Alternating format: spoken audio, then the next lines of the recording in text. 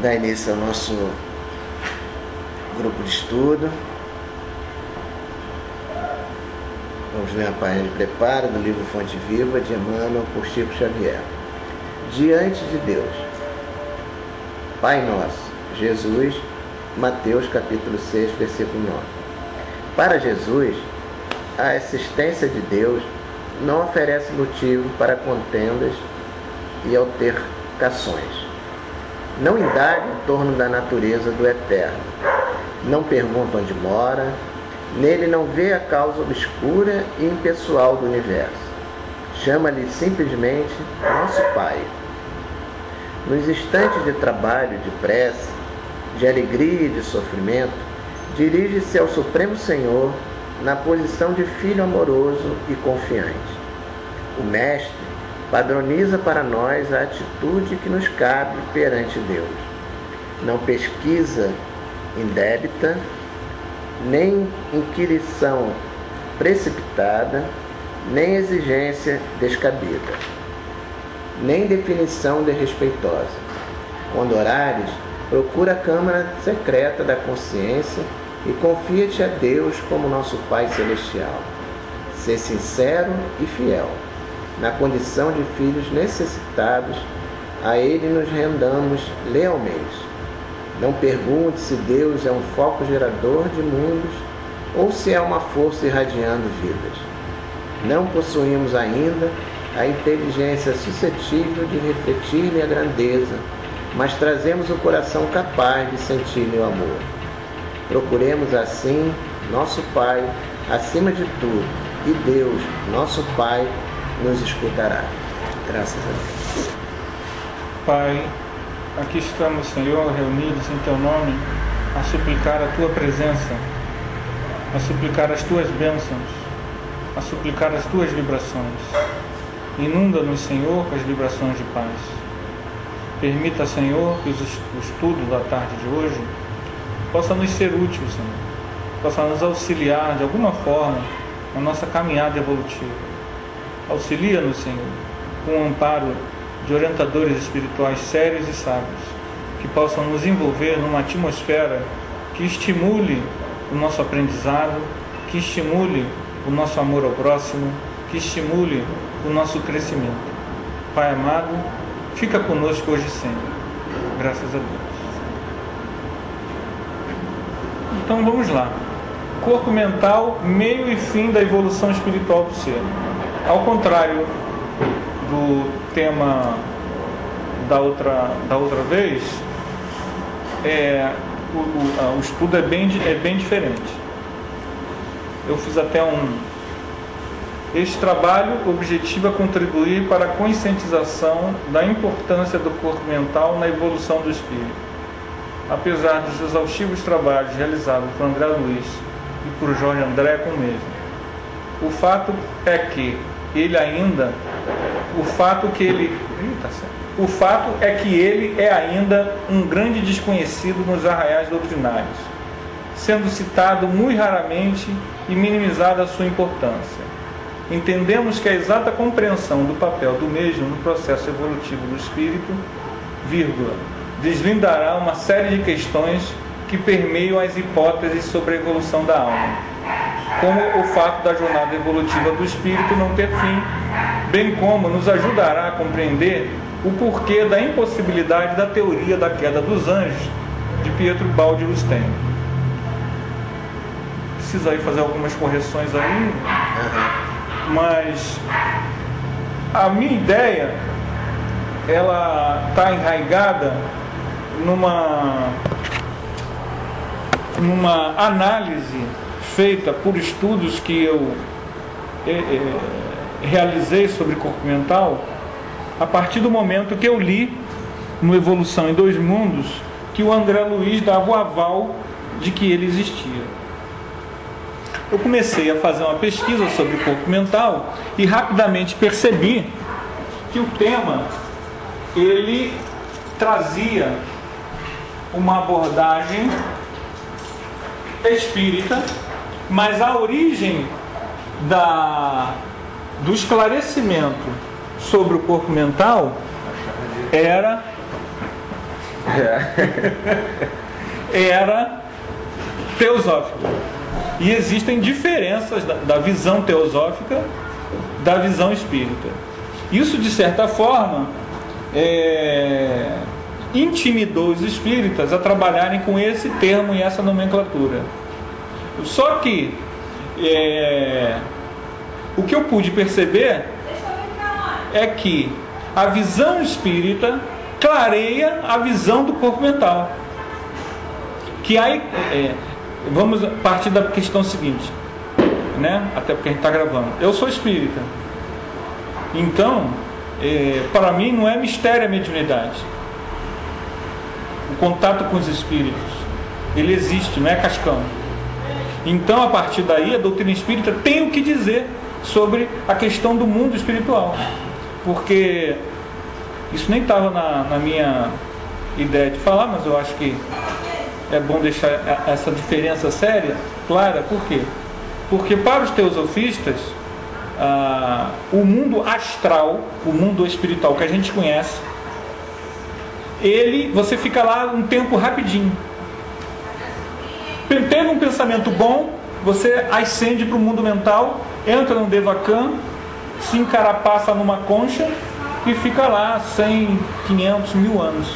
Você não tem vida no mundo mental, porque não tem evolução para isso, mas não fica no mundo astral. O mundo astral seria uma espécie de purgatório. Essa visão de quem? A teosofia pensa assim. Logo, mediunidade para eles não é possível, porque só é possível comunicação com espíritos de muito baixa evolução, porque não conseguiram ir para o plano mental. Então, eu só estou dando essa preâmbulo. Então, a doutrina espírita, ela traz uma nova percepção disso, porque o André Luiz, e não só o André Luiz, mas outros, nos informam o seguinte: toda a evolução humana se dá nesse chamado plano astral. Quando você ascende para o plano mental, é porque você justamente encerrou o ciclo de encarnações. Então, essa é uma visão que não existia. E quem tem que dar falar sobre isso somos nós, porque eles não vão falar sobre isso, porque a visão deles é diferente. Então, André Luiz falou sobre corpo mental na década de 50. Depois disso, você tem Ramatiz falando, mas a gente sabe que o Ramatiz, por movimento espírita, né? Ele fala e nada é a mesma coisa, né? E depois você tem um trabalho importantíssimo dentro da doutrina espírita, que é o do professor Jorge André, que faz um trabalho, em todos os trabalhos dele, ele está sempre... Então nós temos duas pessoas, uma encarnada e outra desencarnada, que vão falando sobre o corpo mental e dando a real dimensão da coisa. Mesmo assim, a noção espírita de perispírito fica sempre muito restrita à visão do que nós vamos chamar aqui de corpo astral. Em geral, não se fala muito. As pessoas não... Até eu me lembro que a gente, quando fez uma apostila de mediunidade, eu fiz um capítulo só sobre o corpo mental, porque eu achava importante. E aí o pessoal falou: Anderson, isso é muito avançado. E aí eu falei: tudo bem. O que era um capítulo ficou uma folha só com um breve comentário. Mas não falaram por mal, não, é porque hoje eu estou podendo falar sobre essa importância, né? E você vê que o tema é tão desinteressante que estamos aqui às moscas, né?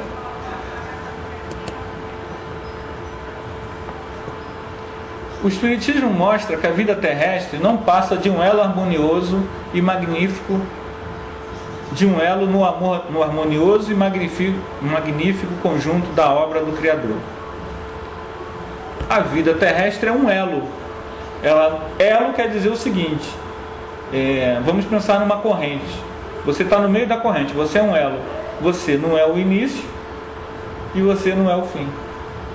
Então, já no Evangelho segundo o Espiritismo, você já tem uma deixa para esse processo. Isso aí é o item do Livro dos Espíritos, item 97. As ordens ou graus de perfeição dos espíritos são em número determinado? Isso aí ajuda a gente a entender essa questão do limite.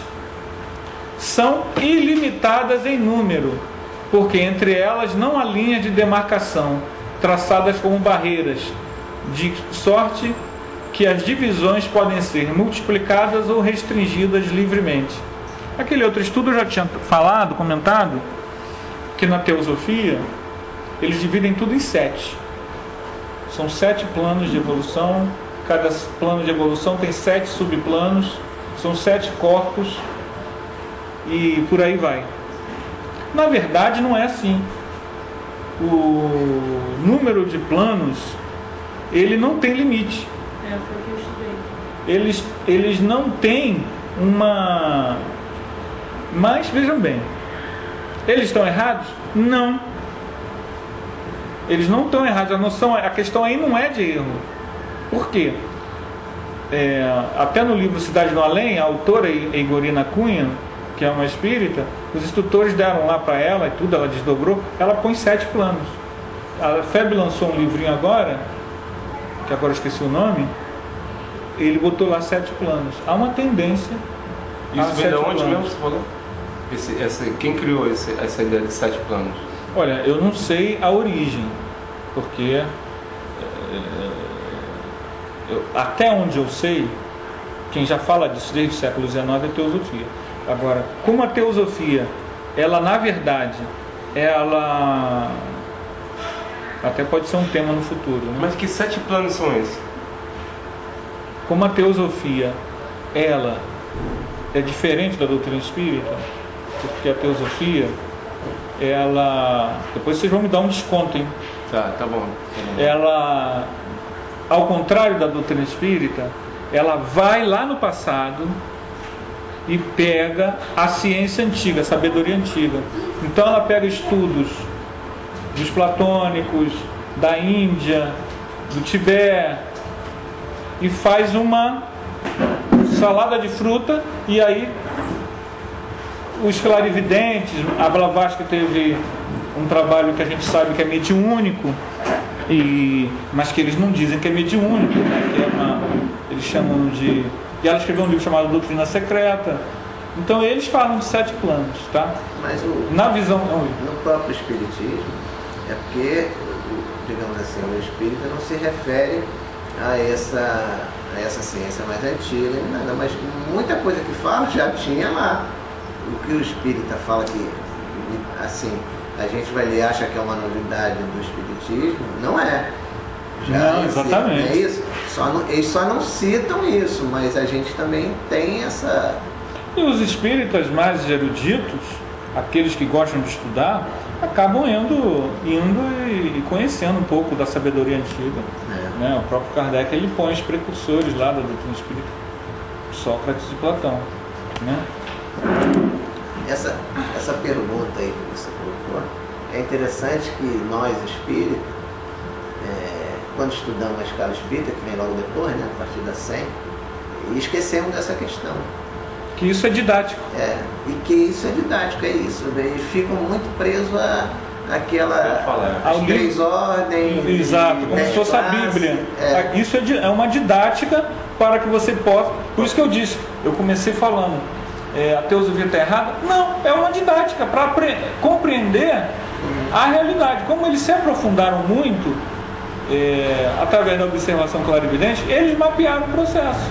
Então muita coisa que eles dizem, nós não podemos simplesmente, nessa visão que eu tenho da doutrina espírita, que é a visão que eu acho, que é a de Kardec, que é atrelada à experiência e à pesquisa, você não pode renegar as experiências e as pesquisas, porque elas pertencem a uma outra escola. Você vai filtrar, porque senão as escolas vão ser iguais, mas você vai pegar a partida. Quem faz esse trabalho muito bem é o Hermínio de Miranda, com aquele livro Sobrevivência, Imortalidade, Reencarnação e Imortalidade. Ele faz isso, ele pega livros e literaturas do mundo todo, ele é um poliglota, e ele vai vertendo tudo a partir de uma visão espírita. Entende? Porque a doutrina espírita, ela não é dogmática. Enquanto se ensaiam para a vida, antes que tenham plena consciência de seus atos, eu peguei, tá? Porque não... Aqueles pontinhos ali entre aspas quer dizer que tem mais coisa na frente. Eu só peguei uma... Antes que tenham plena consciência de seus atos, estejam no gozo pleno de livre-arbítrio, atuam em certos fenômenos de que inconscientemente se constituem os agentes. Primeiramente executam. Mais tarde, quando suas inteligências já houverem alcançado um certo desenvolvimento, ordenarão e dirigirão as coisas do mundo material. Depois poderão dirigi-as do mundo moral. É assim que tudo serve, que tudo se encadeia na natureza, desde o átomo primitivo até o arcanjo, que também começou por ser átomo. Admirável lei de harmonia que o vosso apanhado de espírito ainda não pode apreender em seu conjunto. Aí no item 540... Ele está falando dos elementais, né? Isso. Ele está falando dos estágios pré-humanos, de uma forma geral. Pessoas que ainda não... perdão, criaturas que ainda não são pessoas. Não são, no linguajar do Anderson, não são seres humanos, né? São ainda princípios espirituais. Está em cima da sua escrivaninha, né? Então aí eu estou querendo com isso o quê? Mostrar que o Kardec, e mais do que o Kardec, os espíritos que trabalharam com ele já estavam falando sobre esse tema. Item 607. Disseste que o estado da alma no homem, na sua origem, corresponde ao estado de infância na vida corporal, que sua inteligência apenas desabrocha e se ensaia para a vida. Onde passa o espírito essa primeira fase de seu desenvolvimento? Numa série de existências que precedem o período a que chamais humanidade. Parece que assim se pode considerar a alma como tendo sido o princípio inteligente dos seres inferiores da criação, não? Já nos dissemos que todo em a natureza se encadeia, que ele falou lá, e tende para a unidade, ou seja, eles estão repetindo, já explicou. Kardec, vamos fazer um preâmbulo aqui, tinha dúvidas sobre essas questões, e ele deixa isso claro na Gênesis. A questão da evolução não está clara para ele. Por isso que você tem no Livro dos Espíritos, ora, uma tendência para o sim e para o não. E na Gênesis ele coloca vários sistemas. Pouquíssimos anos depois que ele morreu, a ideia da evolução caiu em voga, né? Mas você já tinha nas comunicações de Kardec e nas de Rustem ideias claras sobre a evolução. Só que as pessoas, é claro, poderiam ter um pouco mais de resistência ou um pouco menos de resistência. Ao contrário do que possa parecer, isso às vezes ainda cria confusão. Eu vi uma confusão dessa 2 vezes no Leon Denis. Uma comigo e outra com a Beatriz. Que lá na Comerge criou o maior cripocró, e quando eu fui ver o que era, ela veio falar da moça do Leon Denis que disse isso, aquilo, aquilo outro, que era justamente contra essa ideia, né? Nesses seres cujas totalidades estás longe de conhecer, e realmente nessa época não se sabia ainda da ideia da bactéria, então Kardec estava longe de conhecer, não sabia nada de vírus, bactéria, não sabia de nada disso. É que o princípio inteligente se elabora, se individualiza pouco a pouco e se ensaia para a vida, conforme acabamos de dizer aqui. Série de existências que precedem o período a que chamais humanidade. Então não é só os elementais, mas também todo o processo que a gente vai ver aí.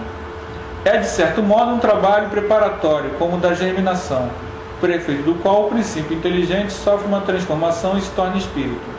Entra então no período da humanização, começando a ter consciência do seu futuro, capacidade de distinguir o bem do mal e a responsabilidade dos seus atos. Assim, a fase da infância se segue a da adolescência, vindo depois a da juventude e da madureza. Então estou apresentando aqui o processo da evolução do princípio espiritual, ou mônada, até a sua individualização. O que é isso? Individualização. É quando eu me torno um ser humano. Quando eu digo, caramba, o que eu estou fazendo aqui? O que é isso? Quem sou eu? Ih, como assim quem sou eu? O que é isso? Quem sou eu? Ou seja, você começa a...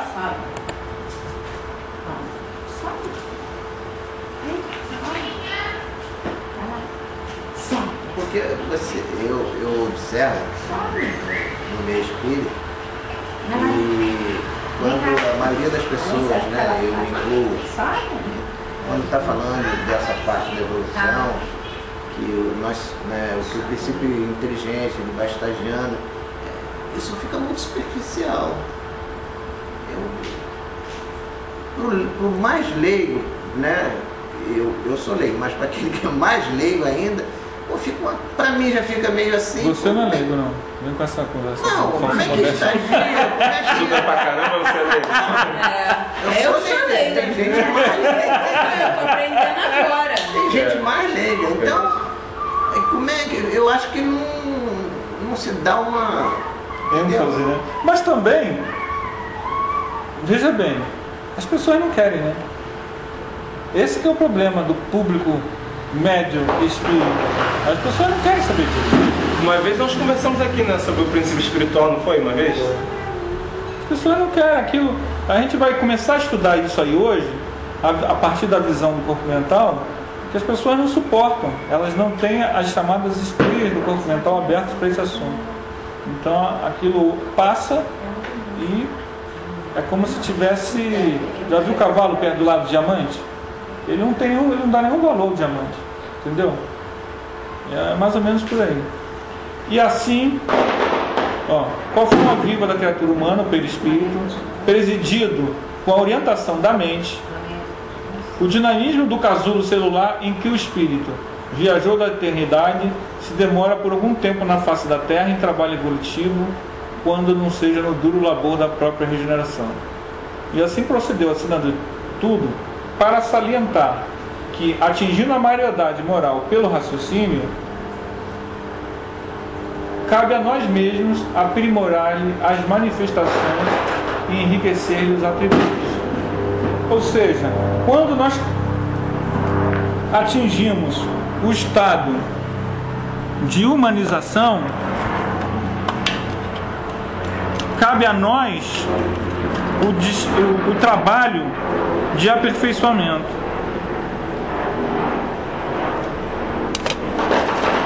O trabalho de aperfeiçoamento. Fique bem mais. Para que possamos nos entender, vamos de forma sintética definir como trataremos os veículos de manifestação que o espírito utiliza em sua jornada evolutiva. Então, de agora em diante, para que a gente possa entender o que eu estou querendo dizer, ou expressar. Oi? E um desenho que colocou no curso ontem que eu fiz, que eu iniciei lá o curso lá na Aliança. Gente, espírito, tá? Simplificando, corpo mental, corpo espiritual, astral, o duplo etérico, não é um corpo, é um campo de fluido vital, tá? Não é um corpo que você usa, é um campo de fluido vital, e o corpo físico, tá? Aí o perispírito está onde ali dentro? O perispírito, ele pode ser entendido de duas formas. A forma mais abrangente, que seria nós definirmos perispírito como Kardec definiu, em torno do espírito. Então todos os corpos que estão em torno do espírito igual perispírito. Essa foi a forma como Kardec definiu a partir do momento em que ele percebeu em que os espíritos não estão localizados no mesmo nível espiritual. O perispírito seria um perispírito mais denso ou um perispírito mais sutil. Ao longo das pesquisas clarividentes que se iniciam a partir do século XIX, foi mapeando, o mundo espiritual começou a ser mapeado. No caso, por exemplo, do duplo etérico, você tinha a tradição ocultista teosófica, que identificou isso através de clarividência, mas você tinha principalmente pesquisas do século XIX, com Baraduc, o Alberto Rochard e outros, que identificaram o duplo etérico. Você tem a ciência da Índia que identificou o duplo etérico. Então, percebeu-se claramente que o duplo etérico, ele, apesar de ser um envoltório do espírito, defini-lo como perispírito seria complicado. Porque o duplo etérico, ele está radicado ao corpo físico. O duplo etérico está ligado ao fluido vital. O fluido vital, ao circular pelo corpo físico, forma esse corpo espiritual vital, esse campo de fluido vital, esse duplo vital, ou duplo energético, ou holochakra, que nós conhecemos como duplo etérico. Então, o duplo etérico, ele perece com o desencarne. Colocar ele como perispírito causa confusão, porque o perispírito é o corpo espiritual que você leva após a morte. Então, essa definição abrangente de definir todos os corpos espirituais de perispírito, isso pode causar confusão, porque o corpo mental, o psicossoma e o duplo etérico são muito distintos entre si. A distinção deles é muito ampla. Logicamente que a teosofia descreve outros corpos, só que para a evolução humana nós estaremos englobados nesses 4 corpos conhecidos: o corpo físico, o duplo etérico, que não é bem um corpo, mas a gente cita para poder envolver, porque faz parte do complexo espiritual, do holoespírito, né? do processo do ser, né?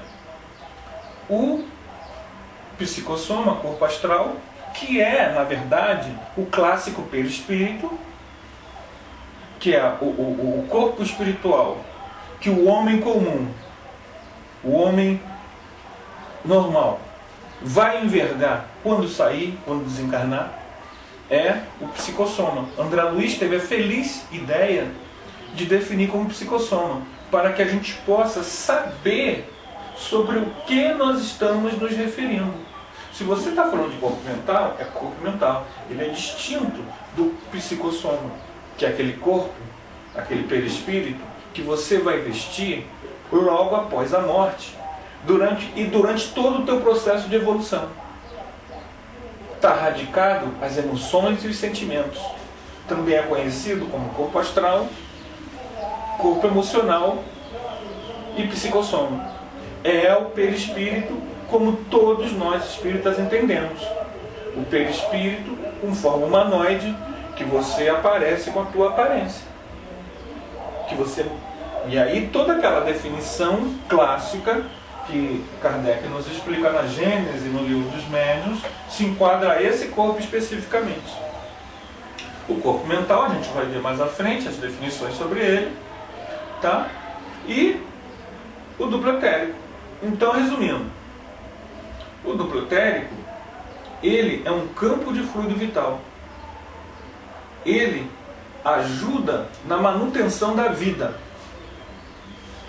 Ele não é o perispírito nessa forma definida, em que a gente vai definir corpo físico, duplo etérico, perispírito, corpo mental. Naquela forma clássica, como eu falei, perispíritos eles seriam todos. Só que isso percebeu-se que causaria mais confusão, e como a gente sabe, esse problema das definições, ele é um problema nosso. Mas nós temos que dá-lo de uma forma que fique claro para todos.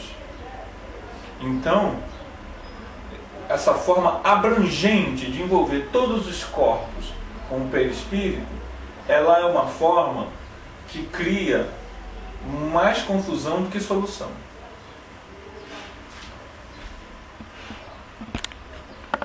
Então, para a gente entender, você tem 4 corpos: corpo físico, duplo etérico, psicossoma ou corpo astral ou perispírito e corpo mental. São distintos. Mas isso eu expliquei no outro estudo.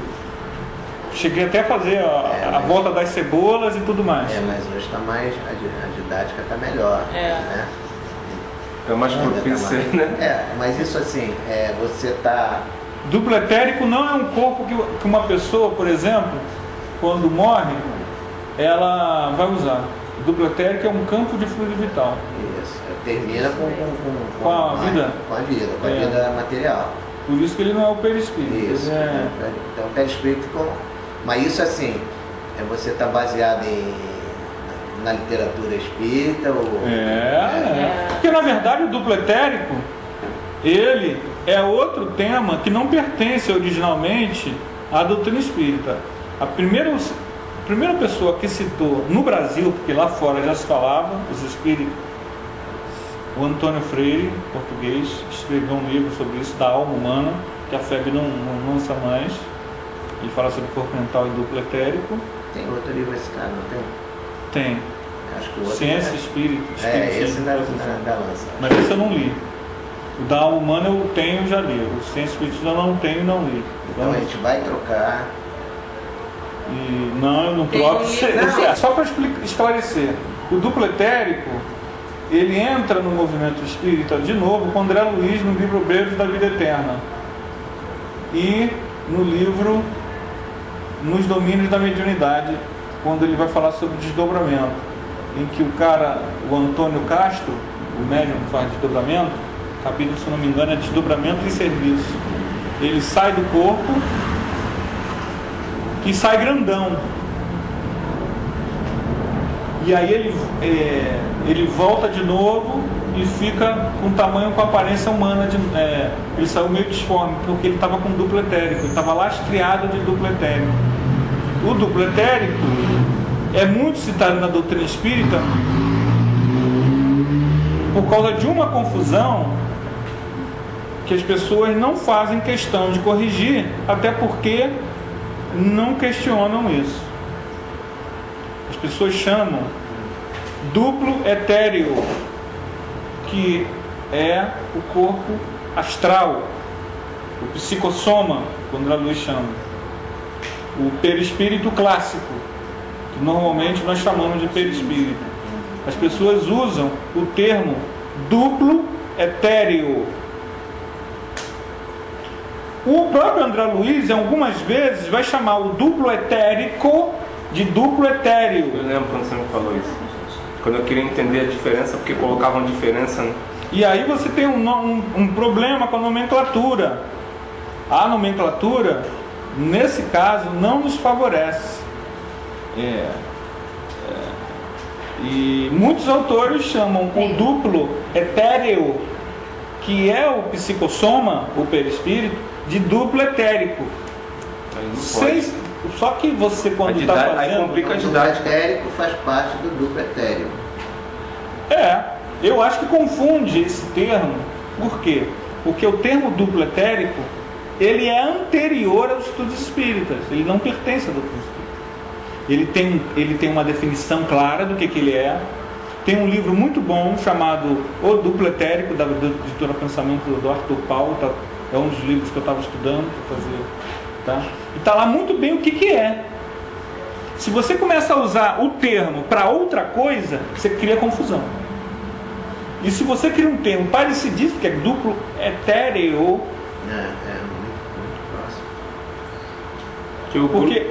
isso aí não, porque o duplo etéreo já seria o corpo espiritual, o corpo astral, né? Porque a palavra etéreo é de eterizado, algo eterizado, quintessenciado. E o etérico é do, entre aspas, éter cósmico, que é o conceito de fluido cósmico universal. Então a origem das palavras não são as mesmas. Ok? Só para confundir mesmo. Então, gente, duplo etérico aqui é um campo de fluido vital onde estão localizados os centros de forças que a gente dá o passe. Nossos centros de força estão localizados no duplo etérico. O duplo etérico, ele por si só já é um estudo, porque ele é o responsável pela ectoplasma. Ele é dele que sai o ectoplasma. Ele, o general Alberto de Rochas, fez um livro, a esterilização da sensibilidade. Que sensibilidade é essa? É o duplo etérico. É por isso ele está atrelado intimamente ao corpo físico. A acupuntura, a medicina chinesa, o Qi da medicina chinesa, eles acessam muito o duplo etérico. Eles não acessam a acupuntura. Ela tem a curiosidade de que os pontos de acupuntura não estão ligados a nenhum ponto nervoso do corpo físico. Os meridianos. Mas não é físico. Não é físico. Você não tira uma chapa, você não vê os meridianos. Onde que está? Se atinge o teu corpo físico diretamente. A medicina, ela resistiu muito tempo para aceitar a acupuntura, porque não é visível. A medicina chinesa não está, como a nossa medicina, atrelada só ao corpo físico. Ela conhece a ciência das energias. Então, os meridianos, os chakras, chamados de nadis, eles estão no duplo etérico. Existe gente fazendo essas pesquisas na doutrina espírita, mas devido a uma série de fatores, essas pessoas fazem pesquisa para elas. Elas não divulgam isso nem em livro. E aí você fica, como você não participa do núcleo, você fica alijado. Mas tem muitas pesquisas interessantes sobre isso. É um tema à parte. Então, plasma divino. O fluido cósmico é o plasma divino, hausto do Criador, ou força nervosa do Todo Sábio. Nesse elemento primordial vibram e vivem constelações e sóis, mundos e seres, como peixes no oceano. Então o fluido cósmico universal, esse plasma divino, esse hausto do Criador, os orientais eles falam sobre a criação de Brahma, né? A coisa do criação, o hausto divino, força nervosa do Todo Sábio, ele é o elemento primordial da matéria. Existe criador de tudo, né? De todo. No universo três coisas: a Trindade universal, Deus, o Criador, o Espírito, princípio inteligente do universo, e a matéria, que é o veículo que o Espírito usa para crescer. O fluido cósmico universal é a matéria primordial. Cadê você? Você sumiu? O fluido cósmico universal é a matéria primordial que serão construídas constelações e sóis, mundos e corpos físicos, para que a mônada, o princípio espiritual, use para evoluir. Só repetição. Nessa substância original, ao influxo do próprio Senhor Supremo, operam as inteligências divinas a ele agregadas em processo de comunhão indestrutível. Os grandes devas da teologia hindu ou os arcanjos da interpretação de variados templos religiosos, extraindo desse hálito espiritual os celeiros da energia com que constroem os sistemas da imensidade em serviços de cocriação em plano maior. O que André Luiz está nos dizendo aí no Evolução em Dois Mundos? É que essas grandes forças cósmicas, elas são utilizadas pelos grandes arcanjos siderais, logos universais, seres de incomensurável evolução.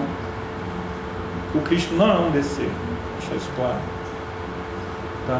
Cristo é um governador espiritual do planeta Terra, que a tendência nossa cristã, a tendência nossa cristã é querer colocar o Cristo como Deus, o máximo, né? Ele não é um desses seres, tá?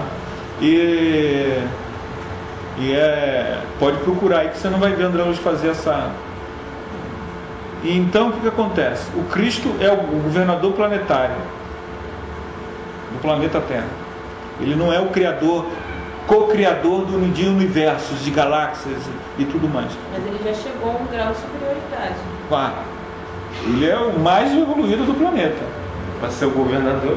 Não, mas eu tô falando, não estou falando só disso. Estou falando que tem outros espíritos também que estão nesse grau, mas que lá não tem superioridade. Já estão com... É só a gente entender uma coisa básica. Deus criou desde todo sempre. Está criando. E se Ele criou desde todo sempre, e o que é todo sempre? Todo sempre é uma coisa fácil de dizer, mas a nossa mente, ela não tem capacidade de entender. Nós não temos, vejam bem, nós não temos a capacidade de entender a palavra todo sempre, eternidade. Então, isso tem a ver com uma da proposta do estudo, quando ele falou a questão do infinito.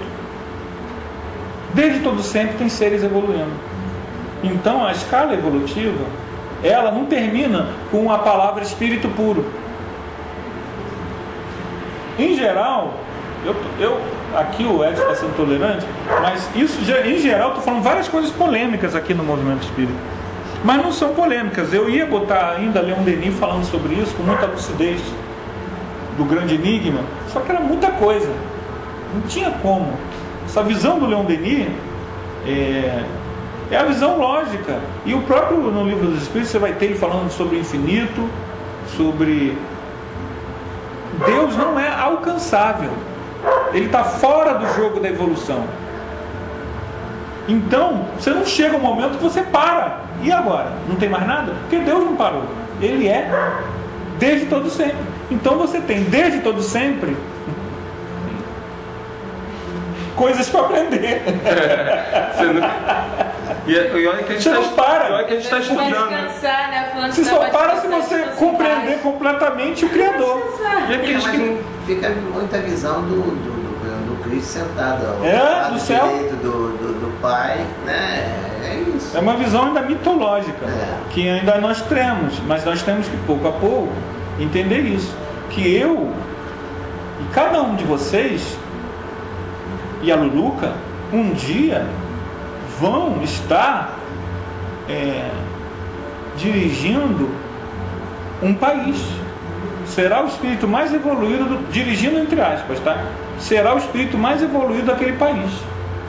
Houve uma experiência em que um ser desses pegou um cara, tirou ele do corpo e falou para ele: olha, São Paulo. E mostrou para ele. O cara tinha muita evolução. Ele pegou o cara e abriu a visão para ele qual é o cara mais evoluído, encarnado, que vivia em São Paulo. Na hora ali. O espírito, ele não é o governador de São Paulo. Talvez ele nem saiba que ele é o mais evoluído de São Paulo. Só que, pela hierarquia, ele seria uma espécie de governador espiritual. Por quê? Porque ele é o mais evoluído. É o que mais poderá trazer coisas boas para São Paulo. Você tem o mais evoluído do Rio de Janeiro, o mais evoluído do Brasil, o mais evoluído da Terra, o mais evoluído da galáxia, o mais evoluído desse universo. Porque esse universo foi criado há 15 bilhões de anos, há 18 bilhões de anos. Uma vez eu falei isso, o Carlos, um colega meu lá do Arauto, ele não compreendeu isso. Mas é coisa lógica. Até o Miramês falou isso, mas isso é lógica. Tudo bem, criou há 15 bilhões de anos. Não é Deus criando há 15 bilhões de anos o tudo. Deus criou desde todo sempre. Se esse universo existe há 15 bilhões de anos, qual é a conclusão lógica? Existem outros universos. É porque a gente fica... Tá difícil o que eu estou falando? Não. A ideia da física, a física materialista, né, que aí vez quando você descobrimos mais um planeta, como se não tem mais nada. Né? daqui a não sei quando eles vão descobrir mais um. Pô, mas não tem mais um, tem bilhões. Trilhões de trilhões, zilhões de planetas. Agora, não é nem descobrir, olha, os nossos instrumentos alcançaram mais um, né? Porque a ideia é essa mesmo. O nosso instrumento é que conseguiu captar um, que estão lá, pô. Estão lá. Então, pegando até isso que você está dizendo, essas datas elas podem se modificar. A cada autor você vê, não, o planeta foi criado há 15 bilhões de anos. Não, o planeta foi criado há 18 bilhões, o universo, perdão, foi criado há 18 bilhões de anos. Isso é a ciência, é ótimo, ótimo. Mas Deus não entra nessa questão. Se nós rotularmos esse universo, tem bilhões de galáxias, com trilhões, zilhões de planetas, como ninho cósmico, Deus criou outros ninhos cósmicos, ele existe desde todo sempre. Então, desde todo sempre tem espíritos com mega evoluções. Seres gloriosos criam galáxias, mundos e sóis. Eles não criam a vida. É isso que André Luiz está nos dizendo. O espírito criado pode formar ou co-criar, mas só Deus é o criador de toda a eternidade. Deus é o criador. Agora, as formações gloriosas de tudo que existe são espíritos com evolução. Devido à atuação desses arquitetos maiores, surgem nas galáxias as organizações estelares com vastos continentes do universo em evolução. E aí ele vai falando da construção desse mundo maravilhoso. Você não acha que essa visão que a maioria de nós tem, né, de ter Jesus, né, como quase que Deus, né, isso até atrapalha esse entendimento, né? Você vê, se Jesus é um espírito puro, mas é o governador desse planeta, como você colocou, mas tem espírito muito mais evoluído do que ele, aí a gente vai para os espíritos da codificação, então abaixo de Jesus, né? Aí os espíritos da codificação diz que o universo tem, eles falam umas questões mais ou menos o que vocês pensam, 4 bilhões de anos, né, aquela coisa. Mas tem questões nos espíritos que eles falam da criação, logo no início, eles falam isso. Isso é a visão deles. É a visão deles, é o que eles... Kardec fala muito sobre isso. Isso, é a visão deles, mas aí a mente às vezes não quer... Não, mas os espíritos tem que a coisa mais... Mas a pessoa às vezes quer o limitado mesmo, quer só aquilo ali. Não, isso aqui pra mim é isso, só tá bom. Só Kardec acabou. Não, e o problema é que Kardec não era só Kardec. Esse é que eu me pega. Que ajuda, né? Ajuda a gente. Ajuda. Porque se ele disse que, poxa, é que a gente tem mesmo que pesquisar, que o que a ciência trouxer, o espiritismo vai se adaptar, poxa, se ele é o codificador, isso aí é pra gente, mas muitos de nós não querem seguir isso. Aí entra eu vou fazer uma palestra sobre unificação, eu quero ver bem o que eu vou falar. Porque a ideia de unificação, ela é muito citada, mas ela é ao mesmo tempo capciosa. Unificação da doutrina? Ela é meio capciosa, ela tem sentidos. O Antônio César Perry, ele fala bem disso, eu vou seguir a linha dele, que é o vice-presidente da Congresso. Mas então, gente, aí mais uma coisa sobre a construção do universo. Os mundos ou campos de desenvolvimento da alma, com suas diversas faixas de matéria em variada expressão vibratória, ou fluxo ainda dos tutores espirituais, são acalentados por radiações luminosas e caloríficas. Então aqui ele está falando diversas faixas de matéria em variada expressão vibratória. Todos esses planos que existem no mundo espiritual são de matéria, são oriundos do fluido cósmico universal, tá? O que muda, como a gente viu naquele outro estudo, é a expressão vibratória. Isso. É como aqui, né? Você até colocou bastante naquela. Aqui é como se a gente tem vários planos que cada um está na sua vibração e um não interfere no outro diretamente. Exatamente. Em análogo alicerce, as inteligências humanas que ombreiam conosco, ou seja, nós,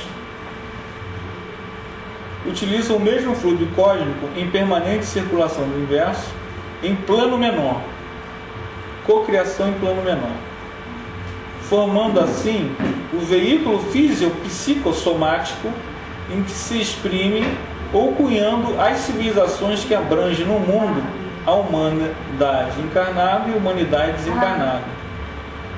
O que ele está querendo dizer?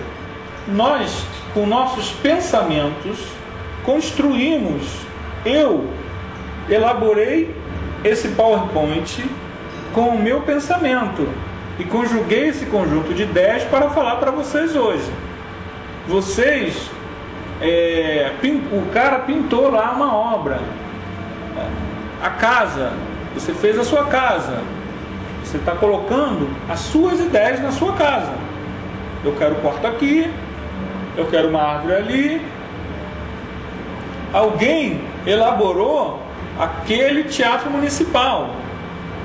Nós somos co-criadores em plano menor, ou seja, criamos com a nossa mente e com a nossa ação, mudamos não o fluido cósmico que tem essenciado, mas mudamos a matéria, o mundo. E da mesma forma plasmam lugares entenebrecidos de purgação infernal, gerados pelas mentes desequilibradas ou criminosas, nos círculos inferiores e abismais, e que valem por aglutinações de duração breve, no microcosmo que estagiam, sob o mesmo princípio de comando mental com que as inteligências maiores modelam as edificações macrocósmicas, que desafiam a passagem dos milênios. Então, o que acontece? As zonas inferiores do mundo espiritual, o chamado umbral, ele é criação mental humana. Nosso lar é uma criação mental humana, entre aspas, espiritual, dos espíritos. Nós criamos. Cada casa, cada ambiente tem gravitantes, formas, pensamentos relacionadas à média do ambiente que cada um cria, constrói. Se é uma casa que tem muita gritaria e muito nervosismo, é uma coisa. Se é uma casa em que todo mundo é muito tranquilo, é outra coisa. Há pessoas que têm a sensibilidade de perceber isso no ambiente. Essa citação da onde? É a Evolução em Dois Mundos também. Eu fui com a Evolução dos Mundos até que eu vi que eu já estava com coisa demais, aí parei. Cabe nos assinalar que toda a matéria, estou pulando, tá? É energia tornada visível. E que toda energia, lá na sua origem, é força divina, que nós apropriamos para interpor os nossos propósitos aos propósitos da criação, cujas leis nos conservam e prestigiam o bem praticado, constrangendo-nos a transformar o mal de nossa autoria no bem que devemos realizar, porque o bem de todos é o seu eterno princípio. Isso aqui dá para falar sobre muitas coisas, mas o que a gente quer só salientar é que nós criamos, e se eu agora estou formando aqui um coração azul, com a vibração de amor fraternal profundo, um coração azul, muita vibração de amor, e agora estou jogando sobre vocês, trazendo muito amor, muita paz, muita alegria, muita prosperidade, muito dinheiro no bolso. Eu estou criando isso. Agora, assim como eu posso criar algo ruim, quando o motorista não para, quando do ônibus, quando o cara bate em mim, quando passa a mulher bonita na rua, quando passa alguém com a cadeira de neném por cima do pé dos outros no shopping. Exatamente. Nós estamos o tempo todo criando, mas quando a gente cria para o bem, isso abre o nosso corpo mental. Quando nós criamos para o mal, somos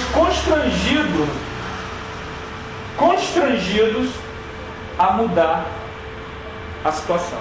De alguma forma, todo bem que você faz, seja ele qual for, ele vai te proporcionar um bem. É da lei.